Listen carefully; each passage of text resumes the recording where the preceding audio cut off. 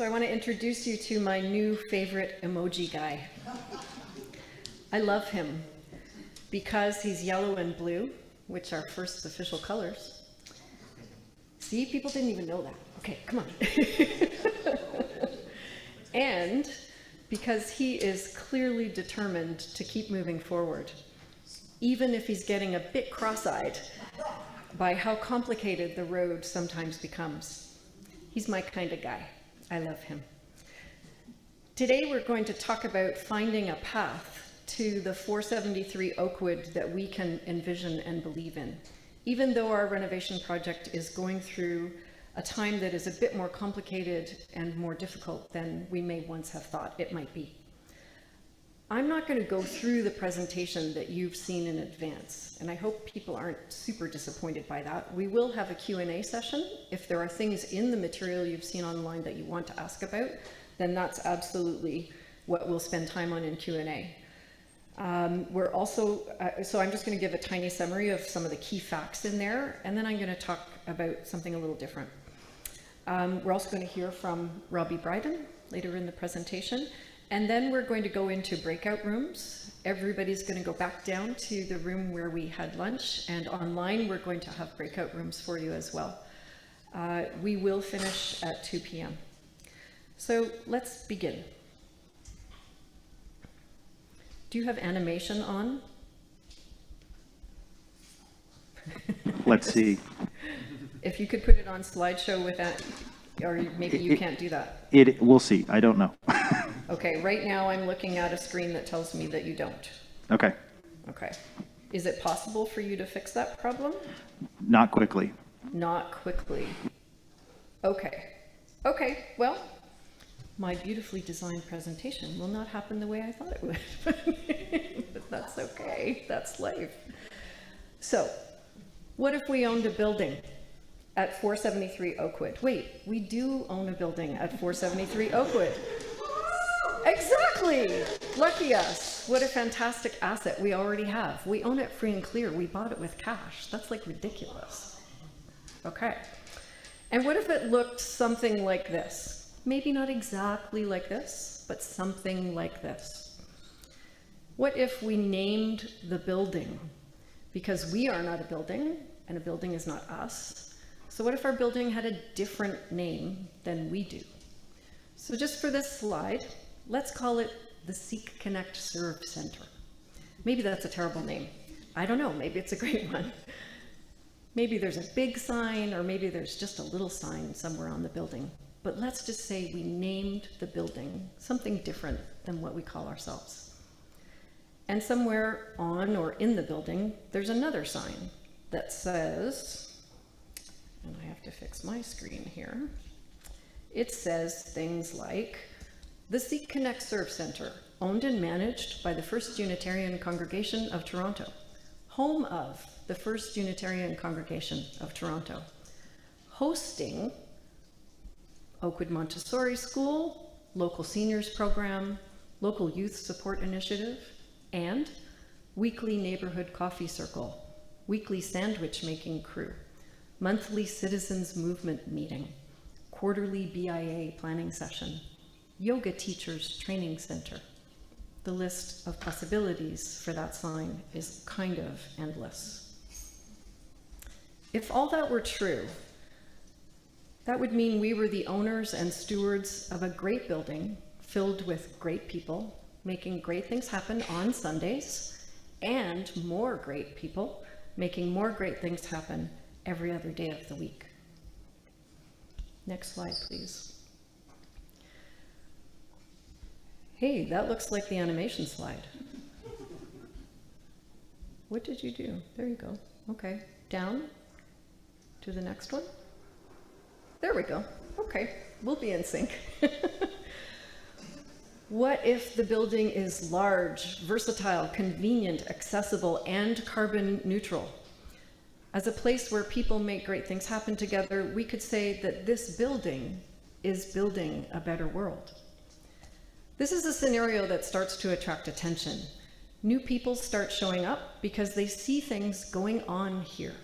They bring their kids or their parents for activities. They meet someone from First. They meet someone in another group that's at the building, and they want to know more, and they develop relationships, and they start to do even more great things together.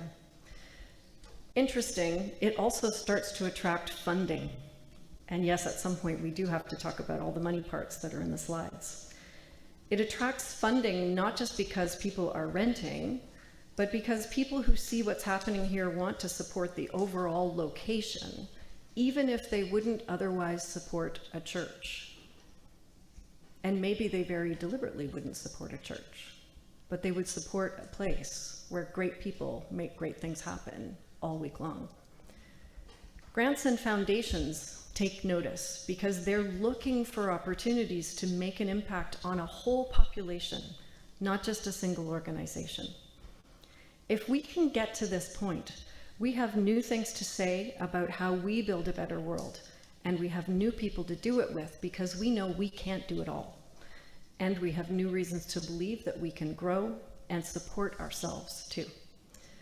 I think this place is worth trying really hard to get to. Stand up, hold on, swear you won't let go. So today, in addition to being transparent about the challenging situation that we are in, I want to make sure that we think about the possibilities. Next slide. So of course there is a challenge we face. Our renovation costs are going to be more than what we previously thought. And so this slide gives you the numbers. Matt, I think if you do some page downing, you'll have a bunch of numbers showing up. You are on animation, yay.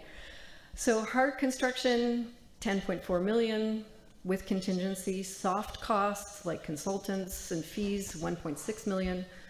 Furniture, moving, taxes, all kinds of stuff, another 1.2 million. It all adds up to about 13.2 million at this point. We've done a lot of review of those numbers. They're still not going to be exactly what happens, but these are good numbers for us to start believing in. We've already paid a little bit of it, so we still have to assume that we have to find about 12.5 million to spend. Next slide. In the reading material online, you also would have seen, where does our money come from? So Matt, if you page down with me here a couple times, you see existing funds. We have about $9 million in the bank. Much of it's from selling our building, but some of it has accumulated from other donations. We have grants and partners that we can pursue. And right now in our budget, we've thought about a number of about $750,000 for that work. And we have a capital campaign to begin. Robbie's going to tell us all about that, and he's going to tell us why we think a number of 1.5 million makes sense there. If you add all that up, that's 11.25 million. And so if we page down again, just do the first one. Okay, and just stay there for a sec, Matt.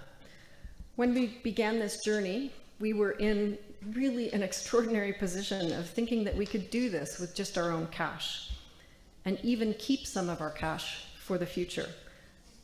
That was an excellent idea. It was a fabulous thing that we got there for a moment anyway. The world has changed a lot since then, and that was a pretty dreamy situation to be in.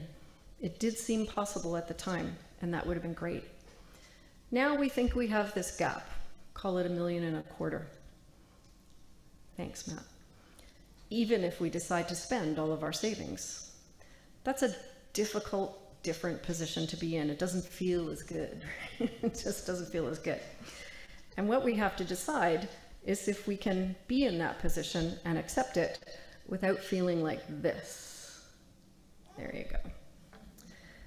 There's no doubt that $1.25 million or thereabouts is a lot of money, and that we didn't want to have to spend every dollar we had saved.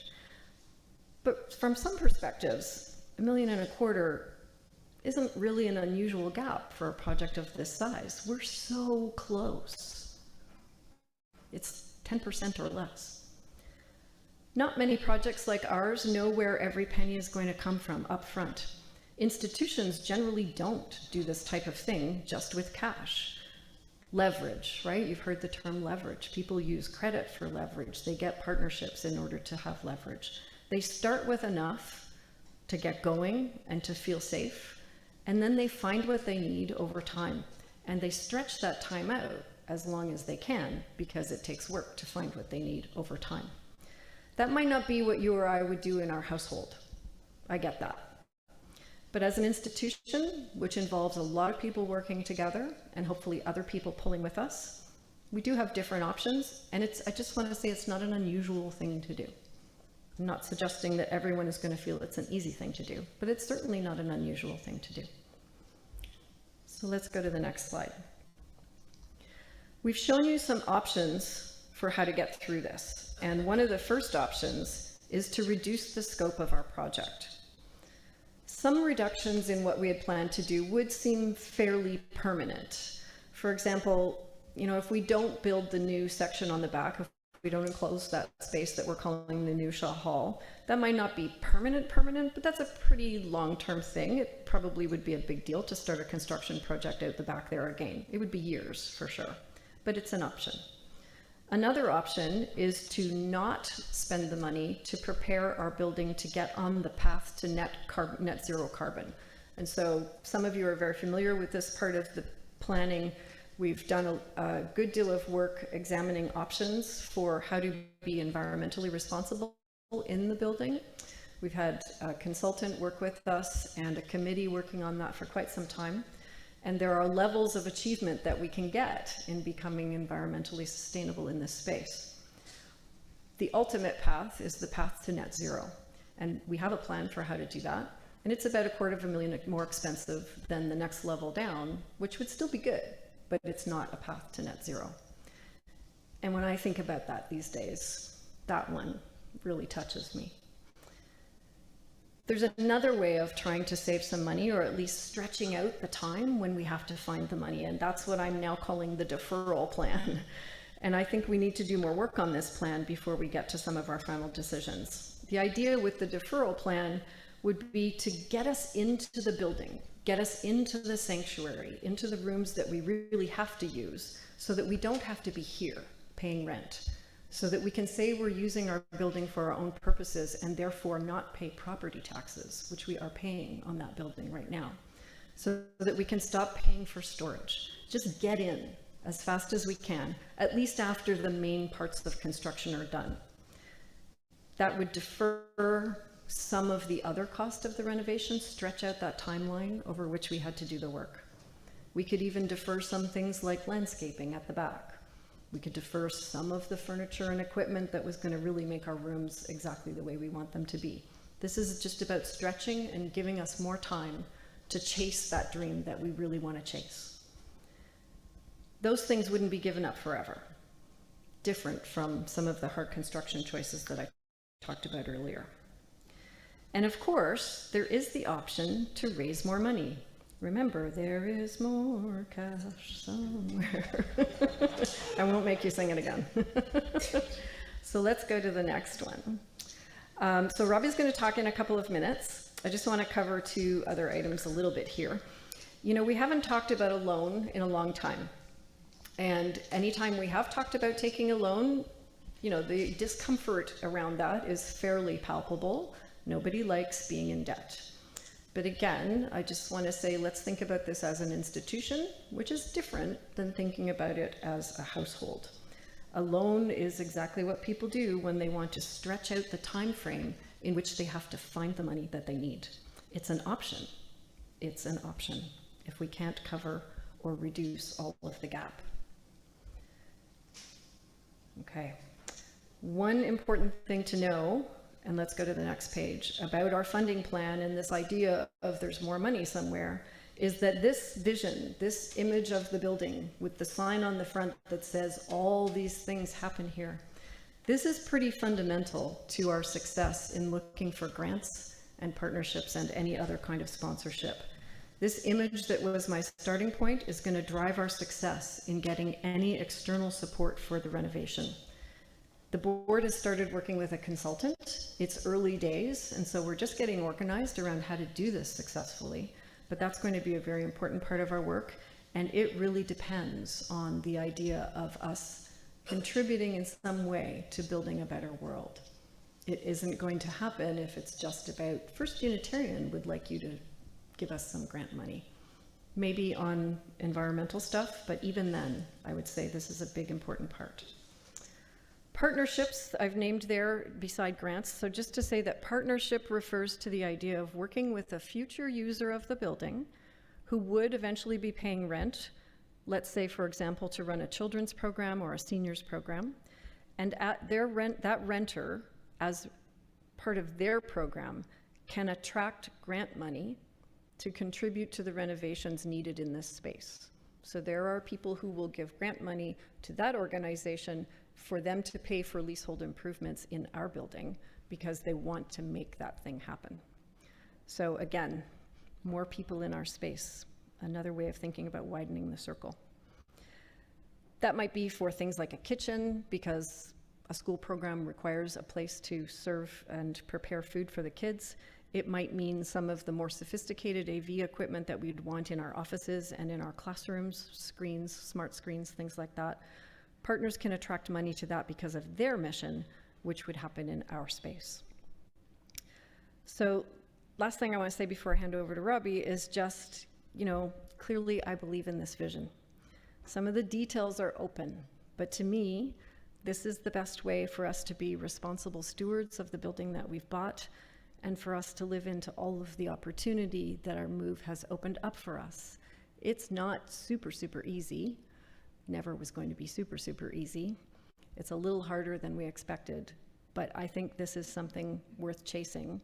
And if we truly use this asset to build a better world, I think it's a way that we can honestly invite other people to be in that hard work with us. So now I'm going to let Robbie have the floor for a few minutes.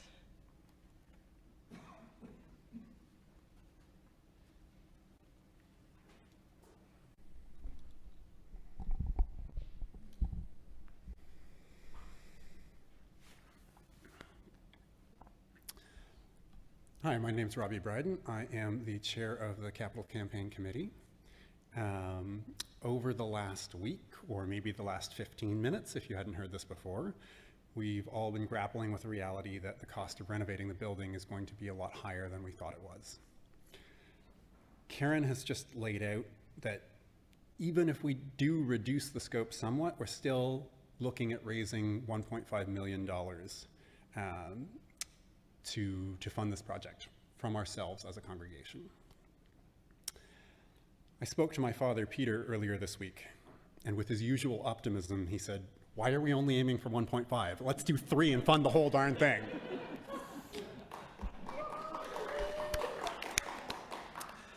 And I told him that congregations like ours can usually raise about 1 to 3 times our annual pledge in a capital campaign like this.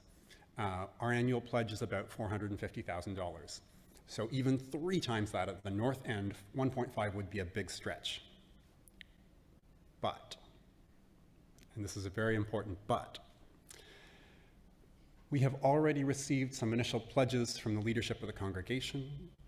Even before we started our work, a couple of individuals had stepped forward to make donations, and there's been one unexpected bequest that have come in as well. So I am excited to stand here and tell you that at the very outset of this campaign, we already have $585,000 pledged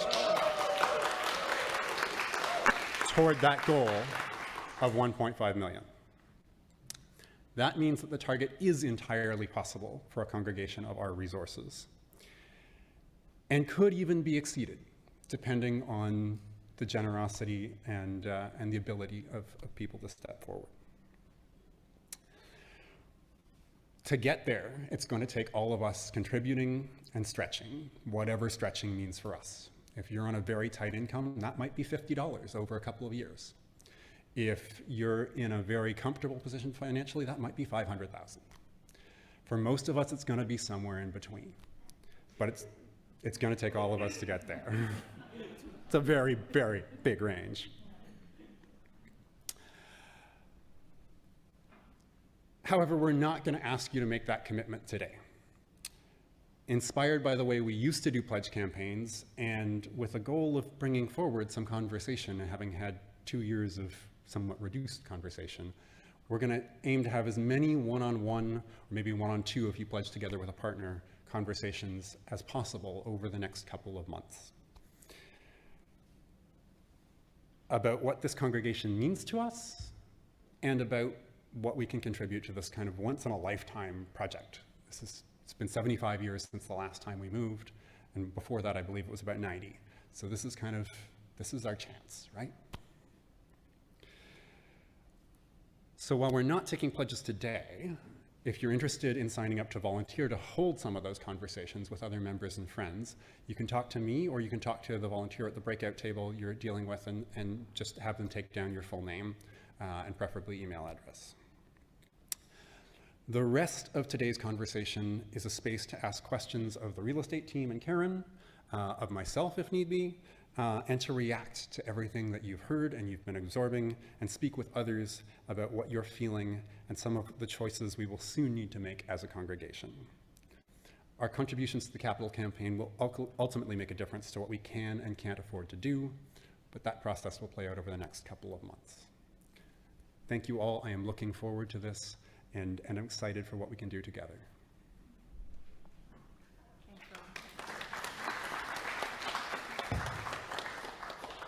Thanks very much, Robbie. And even though we're not starting the campaign today, one thing I did want to remember to say is, if you're sitting on something really, really big that you need to tell us, tell us sooner than later. That'll help, actually. Okay. So can we go back to the slides, Matt?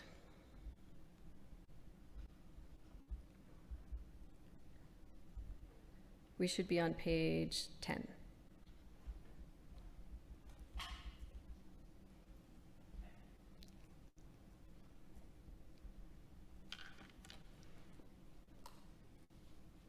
There he is. Okay, there's my guy again. So I just want to talk a little bit about next steps. The real estate team is having a working session in the next few days. We're going to be sharpening our pencils, going through the whole plan, trying to do another pass to say, okay, what could we do differently that would get us into the building faster? What could we do differently that might make use of the space slightly differently, or just save in some way or extend in some way? So we're going to take another pass. The numbers are what you've seen so far, but we'll see if there are any other numbers that we can uncover. We are going to be meeting with the board to talk about our suggestions for what we see, and just exploring options for probably about another month, finding more ways that we could try and close the financial gap. When we've done that as much as we can, there may still be a small gap. And we will propose a way forward. We'll propose a budget to the board, and we'll have to propose all the different steps that it would take for us to believe that we could move forward in that way. The sooner we get going is the sooner we can invite more people to be part of this with us. The sooner we get going is the sooner we get in the building and start reaping all of the benefits and exiting all of the costs of not being in that building. So there's my little going forward guy, and then there's another person. I would not ask you to leap without looking. So that's why you get all those numbers, and that's why you get all these conversations. There might still be a leap of faith to consider. You wouldn't be taking it alone.